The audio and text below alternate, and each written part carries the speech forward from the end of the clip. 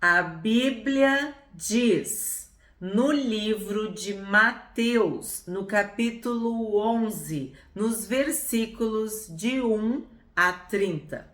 Quando Jesus acabou de dar estas instruções a seus 12 discípulos, saiu dali para ir ensinar e pregar nas cidades deles. Quando João, no cárcere, ouviu falar das obras de Cristo, mandou que seus discípulos fossem perguntar: Você é aquele que estava para vir? Ou devemos esperar outro? Essa pergunta é uma pergunta muito intrigante, que leva a inúmeras interpretações. Vamos pensar, com o auxílio e com a iluminação do Espírito Santo, por que João fez essa pergunta. Nós sabemos que João Batista era um profeta escolhido, separado por Deus para preparar o caminho do Salvador. Preparar, pavimentar, asfaltar, abrir o caminho para o Senhor Jesus. Sabemos que o seu nascimento foi milagroso, miraculoso. Tem a história registrada em Lucas. Então, depois eu vou entrar em maiores detalhes. Mas então assim, João não era um desavisado. João não estava enganado. João não era nem estava confuso. Então, por que ele perguntou? Você é aquele que estava para vir ou devemos esperar outro? João Batista batizou Jesus. João Batista deu testemunho de Jesus. E aí ele faz essa pergunta. É tipo, como assim? Eu penso que ele tá falando assim, como assim? Tu é o Messias, o prometido, o ungido, filho de Davi, descendente da casa de Davi, que veio restaurar o reino a Israel, que veio libertar as ovelhas perdidas, salvar o povo, e eu tô preso? Tem alguma coisa errada aí? Tu não é o Messias? Tu não é o Messias prometido? E por que eu, o profeta João Batista, tô preso? E não era só preso, ele estava sentenciado à morte. Nós sabemos que ele foi decapitado, a sua cabeça foi servida numa bandeja por causa de um capricho, tá? Mas João, como qualquer um de nós, era humano. E como um ser humano, sente dor, sente rejeição, sente solidão, sente medo. E João estava no cárcere, estava preso, prisioneiro. E seus seguidores, seus discípulos estavam do lado de fora. Então, sim, deve dar uma crise de identidade. Tá, mas tu é o Messias? E por que eu ainda tô preso? Ou tu é o Messias e eu tenho que morrer? Então aqui eu vejo a humanidade de João Batista, um homem poderoso, santo, consagrado, um profeta. Mas ele pergunta como alguém que está sendo esquecido, alguém que vai ficar para trás. Porque a missão de João Batista era preparar o caminho para Jesus, era abrir este caminho, anunciar. Sabe o arauto? Sabe aquele que é o mestre de cerimônias, que está ali só para falar de pessoas mais importantes do que ele? Ele anuncia a autoridade, ele anuncia quem vai falar, ele diz tudo. Ele é o mestre de cerimônias. Ele, do primeiro ato ao último, é ele que coordena, que avisa, que determina. Mas ele em si não tem valor, não tem autoridade. Ninguém tá ali por ele. Consegue entender isso? João Batista estava encerrando a sua missão, os seus atos. Ele tinha que anunciar, anunciou, tinha que preparar o caminho, preparou, ensinar o povo, chamar o povo ao arrependimento, ele fez isso.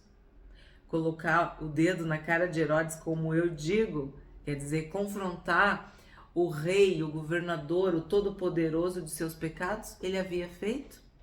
Ele cumpriu cabalmente seu ministério, mas acabou.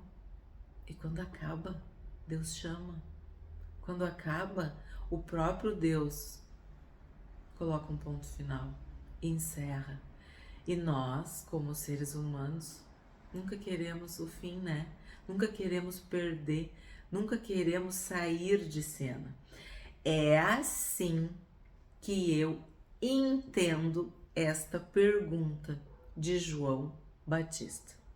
Então Jesus lhes respondeu: voltem e anunciem a João o que estão ouvindo e vendo. Os cegos veem, os coxos andam, os leprosos são purificados, os surdos ouvem, os mortos são ressuscitados e aos pobres está sendo pregado o evangelho. Isso aqui é o resumo. Isso é um resumo. Deus estava usando, vamos dizer, esse desfecho triste e trágico de João para deixar bem claro que agora o seu filho, o Senhor Jesus, o Filho do Homem, o Filho de Davi, o Salvador, é que estava de protagonista. Agora, as luzes, os holofotes estão para o meu filho. E tu, João, como um servo fiel, humilde, abençoado, consagrado, encerrou o teu trabalho. Porque o meu filho está fazendo milagres, prodígios e maravilhas.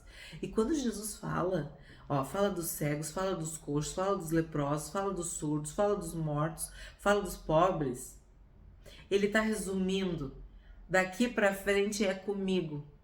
Eu vou ir a todos os lugares onde João não foi, vou fazer o que João não fez, vou salvar. Não importa se a pessoa é cega, não importa se ela é surda, não importa se ela é paralítica, não importa se ela tá com lepra, não importa se ela tá morta.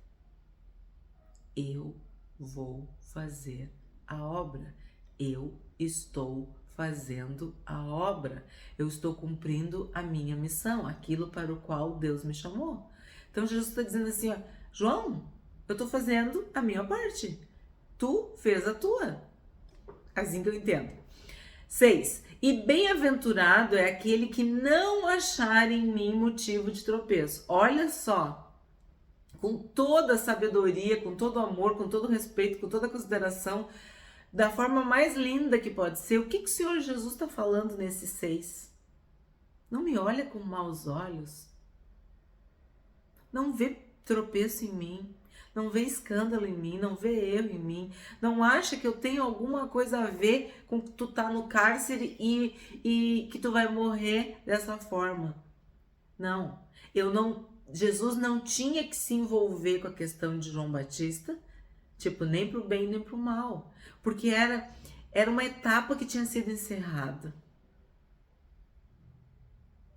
Era um personagem que estava saindo de cena. Difícil falar isso, né? Mas é assim que eu vejo. 7. Quando os discípulos de João foram embora, Jesus começou a dizer ao povo a respeito de João. Então, até aqui, Jesus estava falando para os discípulos de João. Então, como eu estou dizendo, com todo amor, com todo respeito, com toda educação, com toda consideração, ele deu a resposta. Ele pode ver, ó, você é aquele que estava para vir ou devemos esperar outro? Essa é a pergunta de João Batista. A forma como Jesus responde no 4, no 5 e no 6 é interpretativa. A gente tem que pesquisar, tem que debulhar, tem que garimpar, tem que procurar a resposta, porque Jesus não disse, sim, eu sou aquele que estava para vir. Sim, vocês não precisam esperar outro. Ele não respondeu dessa forma. Ele disse, eu estou fazendo aquilo que Deus mandou eu fazer. Quando os discípulos de João foram embora, quer dizer, sem nenhum constrangimento, Jesus passa a dizer ao povo a respeito de João. O que vocês foram ver no deserto? Um caniço agitado pelo vento? O que vocês foram ver? Um homem vestido de roupas finas? Os que vestem roupas finas moram nos palácios reais. Sim, o que foram ver? Um profeta? Sim, eu lhes digo, e muito mais do que um profeta. Então, sabemos que João era um tanto quanto estranho, um tanto quanto esquisito, vamos dizer assim. Ele vivia no deserto, aqui ele fala um caniço agitado pelo vento, ele comia mel e gafanhotos. Devia ser realmente um caniço, bem magrinho, fraco, frágil, assim, vestido de peles de pelos de camelo, né? A gente, quando for chegando em outros evangelhos, a gente vai estudar mais sobre João. Então, como tu é um bom aluno, uma boa aluna, tu pode ir lá dar uma pesquisada. Porque depois, quando a gente chegar lá, daqui a algumas semanas ou até meses, a gente fala disso aqui. A gente faz esse link. E é assim que a palavra de Deus vai nos ensinando. Cada vez a gente aprende mais, porque a própria palavra se explica. Então, o que Jesus está dizendo aqui? Ó? Que as pessoas muitas vezes foram ver João Batista por causa dessa excentricidade, dessa característica diferente, porque ele vivia no deserto. Esse um caniço agitado pelo vento dá a entender alguém que falava, gritava, fazia barulho, que era magro. Um homem que não vestia roupas finas, que não tinha nenhum requinte, nenhum refinamento, não, era rústico, era até meio bruto, meio direto, né? E aí Jesus disse, vocês foram procurar um profeta? Foram ver um profeta? Sim, eu lhes digo, muito mais do que um profeta. Então, o que Jesus está fazendo aqui? Jesus está honrando João para as outras pessoas. Ó, começou a dizer ao povo. Então, ele deixou bem claro. Ele não estava fazendo nenhuma intriga, nenhuma crítica, nem nada assim. Ele estava simplesmente pontuando as questões que diferenciavam o ministério de João Batista do ministério dele. Este é aquele de quem está escrito: eis que eu envio adiante de você o meu mensageiro, que preparará o caminho diante de você. Quem está comigo estudou em Malaquias, que ele estava falando de João Batista, né? Malaquias tem vídeo no canal, foi muito lindo também. Alguns livros marcam muito, né? E Malaquias me marcou, porque é o último livro do Antigo Testamento e muitas profecias. Eu falei, um livro pequeno, mas não é para tu te enganar, hein? Não é. É um livro muito profundo, muito também teológico, doutrinário, muitas coisas que apontam para o futuro. E aqui está sendo citado exatamente Malaquias. O texto de Malaquias, ó. Eis que eu envio adiante de você o meu mensageiro, que preparará o caminho diante de você. Malaquias 3:1. Ele vai citando uma profecia que se cumpriu em João. Então, o que João tinha que fazer? Ele tinha que preparar o caminho para Jesus. Se ele preparou o caminho e Jesus veio, ele já tinha cumprido a missão. Tipo, não tinha mais o que fazer. Por isso Deus permitiu, né, que ele morresse. Em verdade lhes digo, entre os nascidos de mulher não apareceu ninguém maior do que João Batista. Mas o menor no reino dos céus é maior do que ele. Desde os dias de João Batista até agora, o reino dos céus sofre violência, e os que usam de força se apoderam dele. Porque todos os profetas e a lei profetizaram até João. E se vocês o querem reconhecer, ele mesmo é Elias, que estava para vir. Quem tem ouvidos para ouvir, ouça. O que quer dizer? Aqui tem que ter um discernimento espiritual e um discernimento de toda a Bíblia. Quando o Senhor Jesus diz, ele mesmo é Elias, ou ele está dizendo João é Elias, o que ele está querendo dizer? Que não é o próprio Elias, mas é um tipo de Elias. É o cumprimento da profecia de que João e Elias, eles são idênticos. Eles foram levantados por Deus em épocas diferentes para o mesmo trabalho, vamos dizer assim, para o mesmo chamado, para a mesma missão. E é muito interessante porque se tu tá querendo pesquisar, vai em Lucas, no capítulo 1, que tu vai ver como que foi o nascimento de João Batista. E ali o anjo Gabriel fala para Zacarias, né, que os pais de João Batista eram Zacarias e Isabel. E ele fala que João Batista seria como Elias. Então, que eu digo, a Bíblia se explica.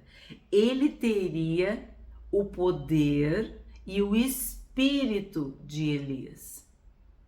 Ele seria cheio do Espírito Santo de Deus. Para quê? Para converter muitos do povo de Israel. Nós já estudamos Elias, nós vimos o que Elias fez na época de Acabe e Jezabel. Então, João Batista, ele cumpriu as profecias de que Elias viria antes do Cristo, de que Elias viria antes do Messias. Não Elias, a pessoa, mas o profeta, a realização da profecia. Será que ficou claro e explicado? Que a gente tem que ter muito cuidado, hein? Para não cometer uma heresia, uma blasfêmia, distorcer a palavra de Deus, que é o que muitos fazem. João Batista nasceu contemporâneo de Jesus. Seus pais eram Zacarias e Isabel. Elias, séculos e séculos e séculos antes. Certo? Então, é sempre um tipo. Como eu falei para vocês que Josué era um tipo de Jesus. Certo? Então, vamos continuar. Quem tem ouvidos, ouça. Mas a quem compararei essa geração? É semelhante a meninos que sentados nas praças gritam aos companheiros. Nós tocamos flauta, mas vocês não dançaram. Entoamos lamentações, mas vocês não prantearam. Pois veio João, que não comia nem bebia, e as pessoas diziam, ele tem demônio. Por quê? Porque quando o anjo anuncia o nascimento de João Batista, fica bem claro que ele seria nazireu, que ele não cortaria o cabelo, que ele não beberia vinho. Então, quando Jesus está dizendo, ó, ele não comia nem bebia, ele não comia as coisas normais, ele se alimentava de gafanhoto. Claro, Devia ser um gafanhoto bem grande, bem, sei lá, nutrido. E de mel. E não bebia vinho, não bebia bebida forte, não bebia do fruto da vide, né? Então, o que as pessoas diziam? Ele tem demônio? Ele não é normal, né? Ele vive no deserto, quer dizer, ele era estranho. Ele não é o Messias. Aí veio o Filho do Homem. Essa expressão significa o servo de Deus, o homem humilde, a pessoa que está esvaziada de si, da sua glória, da sua honra, do seu poder. Esse é o Filho do Homem, um servo sofredor, um servo humilde, um servo que quer fazer a vontade do seu Senhor. Então veio o Filho do Homem comendo e bebendo, e as pessoas dizem: eis aí um glutão e bebedor de vinho, amigo de publicanos e pecadores. Aí eu vou ter que te falar, tem vídeo no canal sobre esses versículos. Porque essa questão de comer e beber, a gente tem que ter muito critério. Porque nós sabemos que nada nos é proibido. Tudo é lícito, desde que nada me domine. Tudo é lícito, mas nem tudo me convém. E é lícito para esse, mas para mim pode não ser. Então, pode comer, pode beber? Pode, mas João não podia. Ele teve um outro chamado. A gente tem falado sobre isso. Existem questões específicas que Deus exige de nós. E o irmão do lado, a irmã do lado pode fazer e não vai acontecer nada. Porque Deus separa, Deus consagra, Deus escolhe, Deus elege, Deus seleciona. E por isso algumas coisas são vetadas para uns e permitidas para outros. Então João veio, vamos dizer, com muitas restrições, com muitas peculiaridades. E o povo falava mal. Ele tem demônio, não é normal, tem alguma coisa errada com esse homem. E aí Jesus veio socializando, veio comendo, veio bebendo. O primeiro milagre de Jesus foi transformar água em vinho.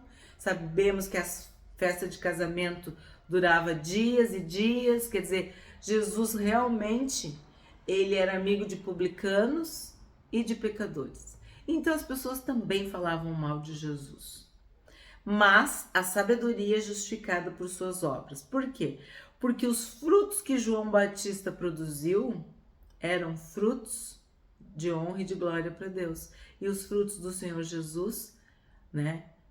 A consequência, o resultado dos seus atos, o efeito de tudo que ele fazia, também era honra e glória, louvor e adoração a Deus. 20. Então Jesus começou a repreender as cidades nas quais ele tinha feito muitos milagres, pelo fato de não terem se arrependido. Aí vem aquela expressão que eu falo para vocês. Tá escrito aí na tua Bíblia que Jesus começou a repreender? Pois é. Como é que é? Jesus é amor, só prega o amor, Jesus não condenou, Jesus não julgou, Jesus. E aí? Tá na tua Bíblia que Jesus começou a repreender as cidades?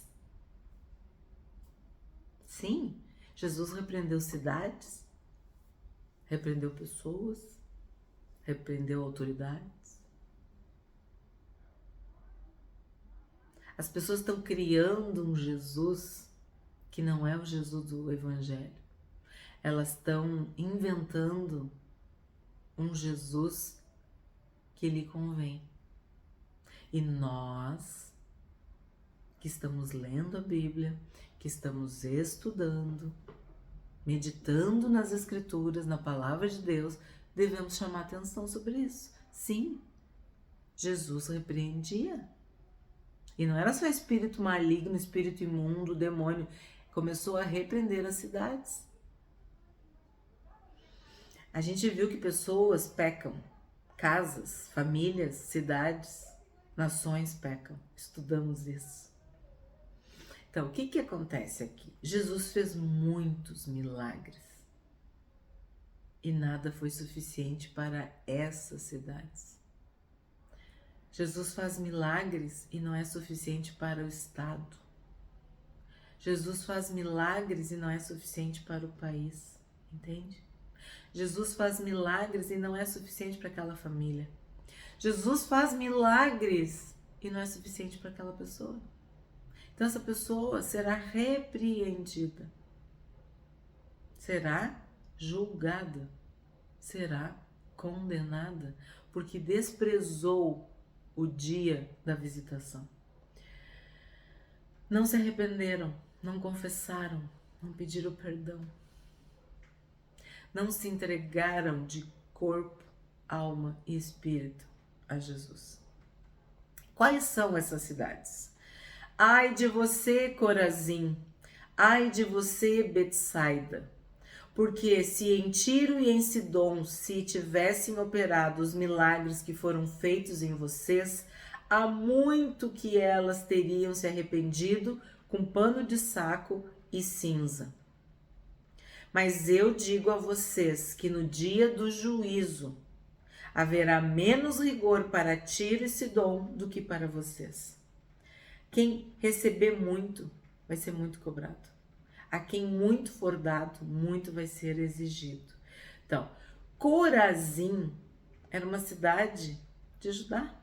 Betsaida era uma cidade de Judá. Jesus está falando das ovelhas perdidas da casa de Israel, onde ele pregou, ele ensinou. Tu viu o primeiro versículo? Quem é que pregou? Quem é que ensinou?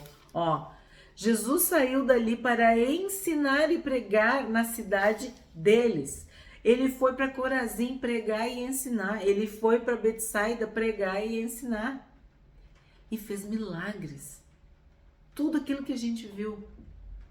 E eles não se converteram. Eles não se arrependeram.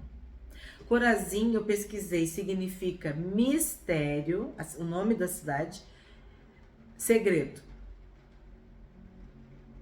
Betsaida, a gente tem até vídeo sobre o cego que Jesus teve que cuidar em duas etapas, parte 1, parte 2, né? Era de Betsaida. O que é Betsaida? Armazém, casa da provisão, casa dos víveres, casa da pesca. Quer dizer, eu fico pensando, Corazim, mistério, segredo, devia ter uma vaidade, um poder, uma beleza, alguma coisa assim. Armazém, casa da pesca, a gente vê, devia ser próspera, né? Então essas cidades não se converteram, não se arrependeram, não quiseram o Senhor Jesus. Tiro e Sidom a gente já estudou, elas são cidades gentílicas, gentias, elas são fenícias, são território estrangeiro. E eram conhecidas tanto Tiro quanto Sidom como cidades arrogantes e materialistas. Então, vamos dizer, o deus dessa cidade, ou os deuses, os ídolos dessa cidade, eram a arrogância e o materialismo. E o que o Senhor Jesus está dizendo? Que se os milagres que foram operados em Corazim e Betsaida, tivessem acontecido em Tiro e Sidom, eles teriam se convertido. 23. E você, Cafarnaum? Tipo, Cafarnaum achou que ia ficar de inocente. Cafarnaum é a cidade de Pedro, onde o Senhor Jesus morava. E você, Cafarnaum, pensa que será elevada até o céu? Será jogada no inferno? Olha, quem é que falou isso? Jesus! Jesus! Mas Jesus é tão bom, mas Jesus só prega o amor, mas Jesus não julga, mas Jesus é um espírito de luz. Gente, eu escuto cada coisa, não sei vocês, mas eu escuto. E aqui, ó, tá aí na tua Bíblia, ó, que Jesus tá falando de uma cidade. Será jogada no inferno. Por quê? Porque se em Sodoma se tivessem operado os milagres que foram feitos em você, ela teria permanecido até o dia de hoje. Mas eu digo a vocês que no dia do juízo haverá menos rigor para a terra de Sodoma do que para você. Por quê? Porque os filhos vão ser mais cobrados do que os servos, do que os empregados, do que os estrangeiros, do que os vizinhos. Cafarnaum é uma cidade que significa aldeia da misericórdia. E Cafarnaum era beira-mar. Eu fico só imaginando. Que lugar lindo, né? Que lugar próspero.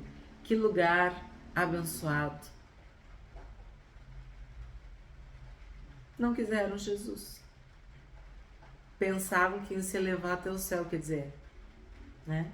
Então, cidades impenitentes. Na minha Bíblia está escrito isso, quer dizer, não se converteram.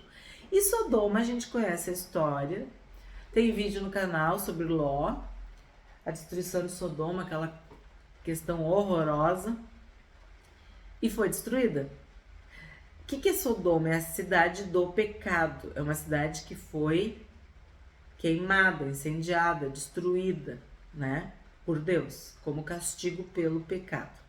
E Jesus está dizendo que no dia do juízo vai ter menos rigor para Sodoma do que para Cafarnaum. 25. Por aquele tempo, Jesus exclamou: Graças te dou, ó Pai, Senhor do céu e da terra, porque escondeste estas coisas dos sábios e instruídos e as revelaste aos pequeninos. Sim, ó Pai, porque assim foi do teu agrado. Tudo me foi entregue por meu Pai. Ninguém conhece o Filho a não ser o Pai, e ninguém conhece o Pai a não ser o Filho, e aquele a quem o Filho quiser revelar. Ninguém vem ao Pai a não ser por Jesus. Jesus não buscou a honra, a glória para si, mas sim a honra e a glória para Deus. E ele inaugurou este título, Pai. Jesus nos salva para que nós possamos ser filhos e filhas do Pai Celestial. E ele nos revela o profundo e o escondido, aquilo que é precioso. E muitas pessoas da terra que são sábias, instruídas, não têm essa revelação. Mas nós, filhos e filhas, os pequeninos, essas ovelhinhas, recebem essa porção preciosa, essa herança valiosa, que é a própria presença e palavra de Deus. Um dos versículos mais lindos. Venham a mim todos vocês que estão cansados e sobrecarregados, e eu os aliviarei. Tomem sobre vocês o meu jugo e aprendam de mim, porque eu sou manso e humilde de coração, e vocês acharão descanso para a sua alma. Porque o meu jugo é suave e o meu fardo é leve. Esse é um convite do Senhor Jesus para todos nós, que nós devemos nos achegar a Ele. Estamos cansados de pecar, cansados de sofrer, cansados, sobrecarregados, frustrados, decepcionados, chateados, traídos, entristecidos. Eu não sei qual é a carga que tu tá carregando, mas uma coisa eu sei: o Senhor Jesus pode te aliviar, pode aliviar o teu fardo. E ele diz: tomem sobre mim o meu jugo e aprendam de mim. O que a gente está fazendo aqui todos os dias, diariamente no YouTube? Aprendendo sobre Deus, aprendendo sobre Jesus, aprendendo sobre o Espírito Santo. Porque aí nós vamos conseguir ser mansos e humildes de coração. Conseguiremos agradar a Deus, viver uma vida santa, de louvor, de adoração, de temor a Deus. E aí tu vai encontrar descanso para tua alma. Tu vai parar de procurar. O vazio vai ser preenchido. O que a gente aprende com esse capítulo lindo de Mateus?